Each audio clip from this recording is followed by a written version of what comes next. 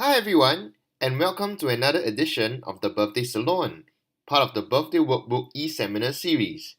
My name is Chris, and today we'll be looking at the topic Domestic Workers and the Singapore Story.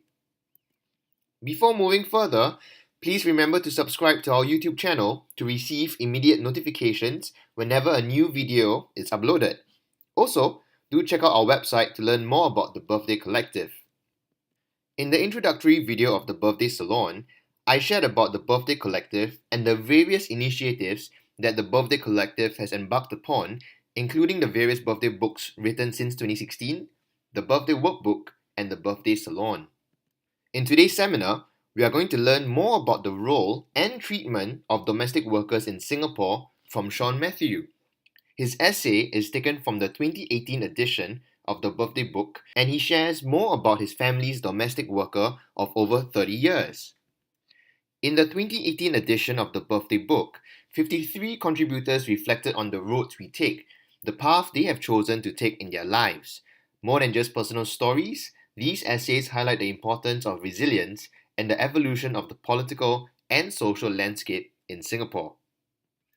In today's seminar, we are also trying something new, with specific questions for younger students of primary and lower secondary age, and questions for older students of upper secondary and junior college age. As usual, please feel free to pause this video anytime you like. Are you ready? Let's begin. Before you read the article, watch this video featuring an Indonesian domestic worker's poem, Further Away, which won the Migrant Worker Poetry Competition. After watching the video, ask yourself, what are some conditions necessary for a domestic helper to pursue his or her own interests in Singapore? Apart from his or her own innate talent, what other factors are needed for the domestic helper to develop and extend his or her hobbies outside of work? And this is the link to Shaun Matthew's article. Please remember to read it before answering the questions. Having read the article, let us consider the following questions together. In the opening paragraphs of Shaun's article, he shares about how his domestic helper cooks the most delicious dishes for him and his family, just as they make them in a homestead of Kerala. For older students, in your opinion, how is food a vehicle for cultural transmission in our world today?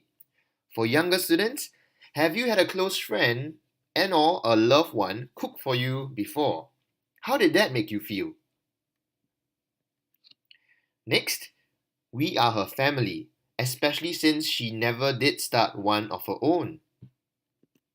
For older students, what does Shaun mean when he mentions that his domestic worker never did start one of her own? What are the costs involved for domestic workers to leave their homes and work in Singapore? For younger students, if you had the opportunity to leave Singapore now, at this very moment, abandon your studies and work abroad for an extended period of time, would you do so? How would you feel? Describe some of your immediate concerns and worries. On a piece of A4 paper, draw out your ideal working environment and get ready to share this with your partner or your classmates. Next, we go about building our lives while theirs remain almost static. What does Shaun imply about being a domestic worker in Singapore? Why does Shaun claim that working as a domestic worker in Singapore would result in an almost static life? Do you agree with this claim? Explain your answer. Next question. Maids versus domestic helpers. What are the connotations associated with these two terms? Is one more derogatory than the other? How so? Why is calling someone who works in your home a maid any different from calling him or her a domestic helper? Explain your answer.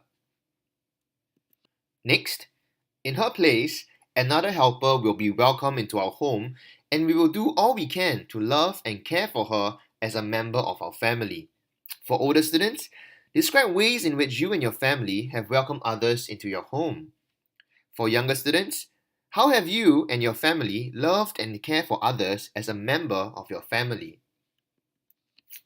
Next, the day may come when we can no longer afford to have such workers to do the jobs that we currently shun. What are some of the jobs that are currently shunned by Singaporeans? Is there a certain social stigma attached to these jobs? If so, what are they? Be prepared to share your views with your partner or your classmates. Now, why do you think Singaporeans shun these jobs? Finally, do you have a domestic helper in your home? Do you know of a domestic helper in your extended family? Or do any of your friends have a domestic helper? For older students, if so, why not take this opportunity to craft a letter of gratitude to them?